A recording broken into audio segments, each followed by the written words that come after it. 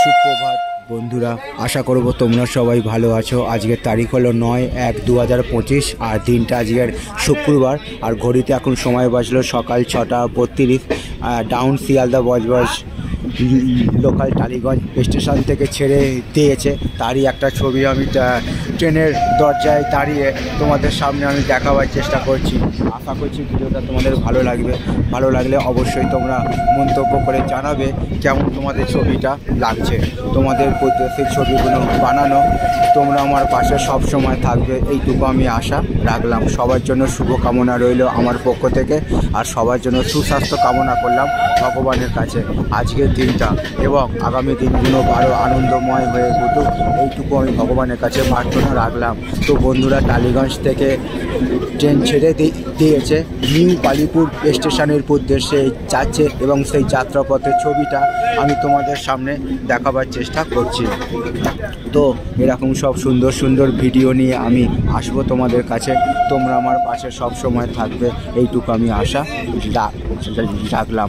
গতকাল সন্ধ্যের পর থেকে প্রচণ্ড পরিমাণে ঠান্ডা পড়েছে। আজকেরও ভোরবেলা প্রচণ্ড পরিমাণে ঠান্ডা ছিল। তো ঠান্ডার দরুন কালীঘাট মন্দির চত্বর প্রায় মায়ের কাছে ফাঁকাই ছিল। ফাঁকায় পুজো দিয়ে মাকে সব কথা জানিয়ে দিয়ে আমি ট্রেন ধরে আবারও চলেছি টাউন শিয়ালদা বজবজ লোকাল ধরে। টালিগঞ্জ থেকে ট্রেন ছেড়ে দিয়েছে, নিউ আলিপুর স্টেশনের উদ্দেশ্যে যাচ্ছে এবং তারই একটা যাত্রাপথের ছবিটা আমি তোমাদের সামনে দেখাবার চেষ্টা করছি। আশা করছি ভিডিওটা তোমাদের ভালো লাগবে। ভালো লাগলে অবশ্যই তোমরা মন্তব্য করে জানাবে কেমন তোমাদের ছবিটা লাগছে।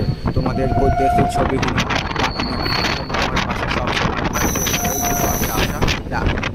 রাখলাম। সবার জন্য শুভকামনা রইল আমার পক্ষ থেকে, আর সবার জন্য সুস্বাস্থ্য কামনা করলাম ভগবানের কাছে।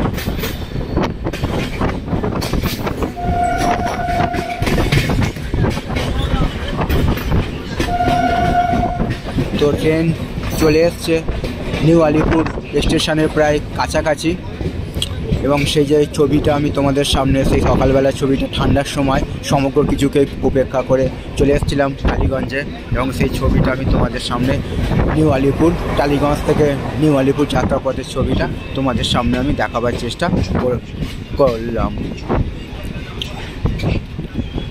তো সবার জন্য শুভকামনা রইল আমার পক্ষ থেকে, আর সবার জন্য সুস্বাস্থ্য কামনা করলাম ভগবানের কাছে। তো বন্ধুরা, সেই সকালবেলা ঠান্ডার সময় নিউ আলিপুর স্টেশন ট্রেন ঢুকছে এবং তারই একটা পূর্ব মুহূর্তের ছবি আমি তোমাদের সামনে তুলে ধরার চেষ্টা করলাম। সবার জন্য শুভকামনা রইল আমার পক্ষ থেকে, আর সবার জন্য সুস্বাস্থ্য কামনা করলাম ভগবানের কাছে। সুপ্রভাত।